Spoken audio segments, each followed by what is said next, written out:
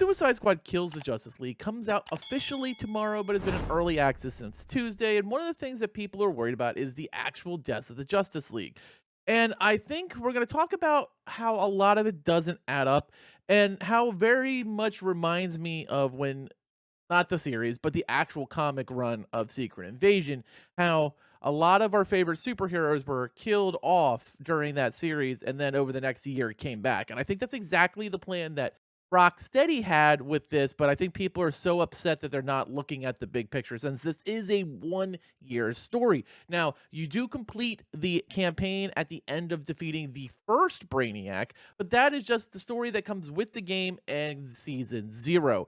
Season 1, 2, 3, and 4 over the next 12 months will complete the actual Brainiac story. And during that time, I have absolutely no doubt we will see most of the Justice League return. Now, I am going to talk about a shit ton of spoilers, so if you haven't played the game or you're worried about them, this is the time to bookmark this video and come back later.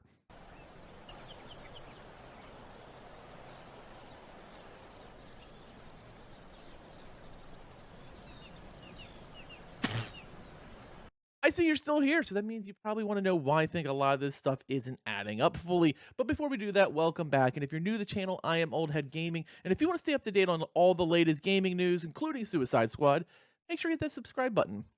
Now, the reason I think pretty much the game shows from the get-go that things aren't adding up entirely. And it starts right here with this scene and quote from Jon Stewart.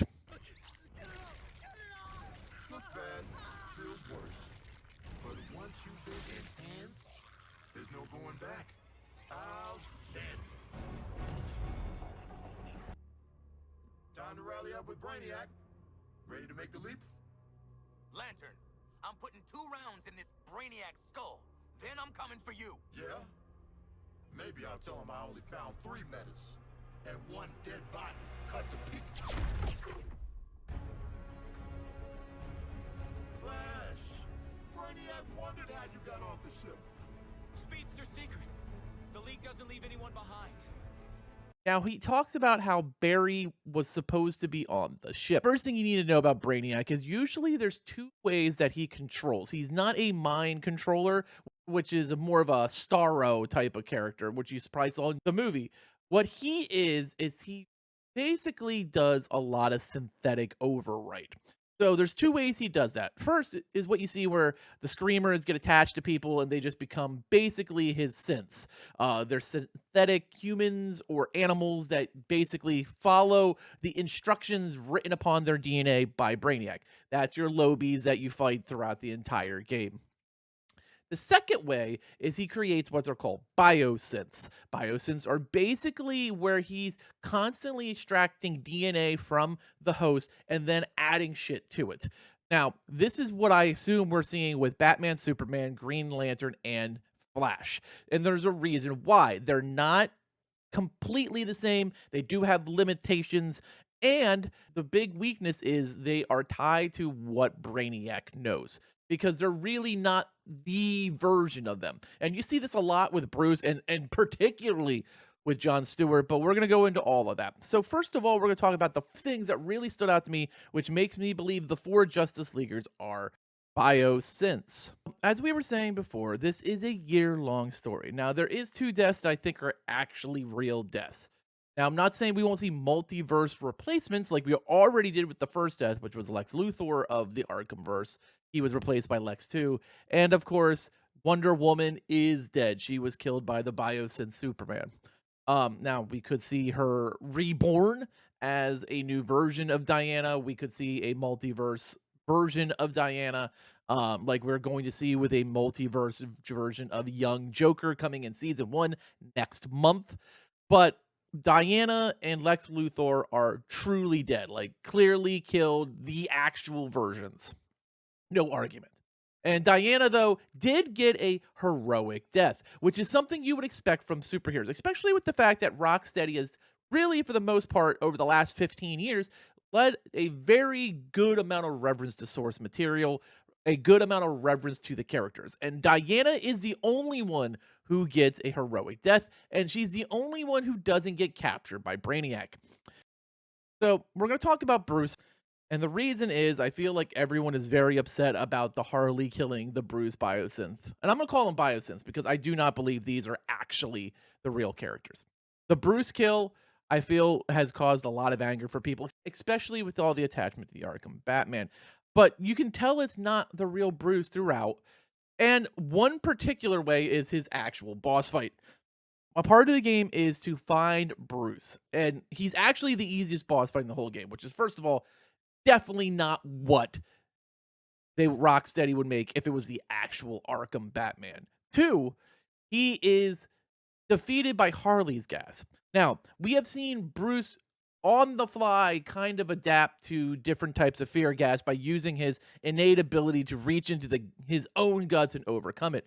And Harley basically concocts a counter version of Scarecrow's neurotoxin to freak out Batman, which, let's be honest, wouldn't actually happen. She might get him paralyzed for a few seconds, but he would break through it. But the problem is, Brainiac doesn't know how to overcome that because it's not the real Bruce. It's just what he's seen from Bruce's memories. It's just what he's seen in Bruce's DNA. It's not Bruce's personality. It's not Bruce's soul. And that's why Bruce is defeated and then eventually pretty much dissected by Lex Luthor and then eventually killed. And that whole scenario makes it show that it's not the actual Arkham Batman. And so if you play the game, which is a lot of times the problem is we're hearing is people are not looking at the big picture and they're just seeing like cutscenes of what happened. You can tell that these characters are not the actual versions of Justice League. And when you complete the game, there is a whole Lois Lane scene, very touching, where they talk about how Batman is missing from Gotham and that how he had given his life to protect Gotham. And it's this big tribute to the Arkham Batman. It's this big tribute to Kevin Conroy. And you can tell there is legitimate love towards the character, that this isn't it, that there's going to be more. We're going to see Bruce again. We're going to see Kal-El again, Barry, John Stewart.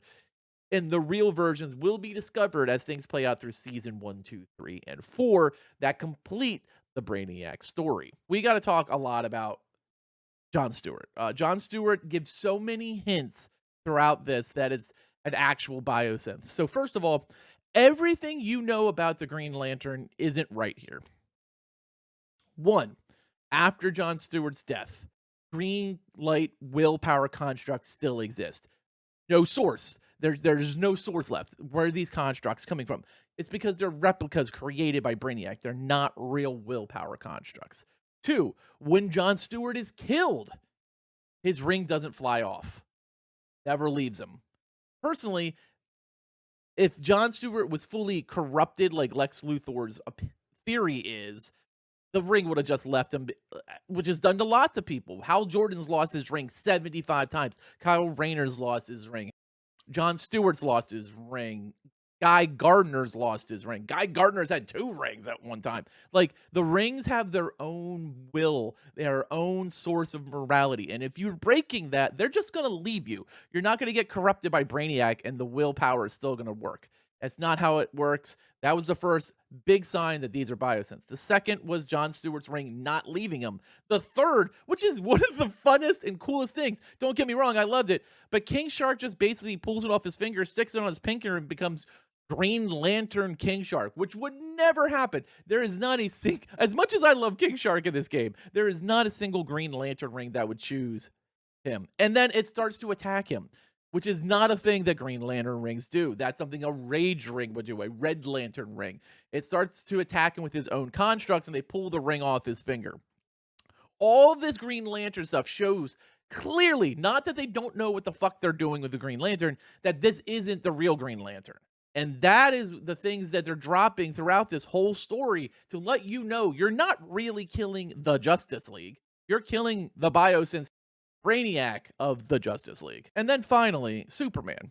Throughout the entire fight, she's hitting him repeatedly with a Kyrptonite shield. Does barely anything to him.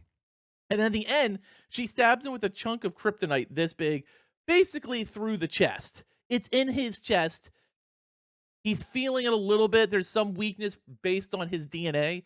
But because he's not really Kal-El, he's able to generate enough power to laser beam her into non-existence. Like, that's just not a thing. That's not how it works. It does, though, if it's a clone, which is exactly what it is.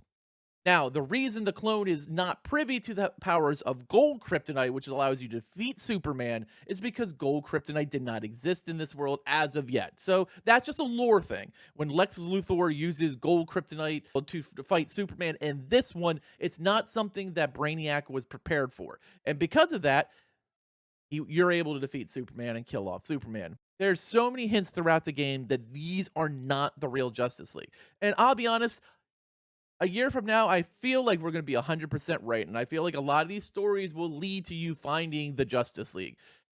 Now, I feel like it's not going to take very long. I feel like we'll probably see our first recovery, rescue, whatever, um, in season one, or at least the hints that they're alive in season one. I feel like this was supposed to set up intrigue and excitement and confusion and maybe a little outrage and a little bit of excitement and a little bit of what the hell is going on, because season one comes so fast. It's a little under 6 weeks away from the launch of the game. So you have some time to really think about the story, whether you're mad or excited or having fun or really just like, but like it was supposed to generate some emotions and then of course, go into season one where we kind of learn the bigger picture.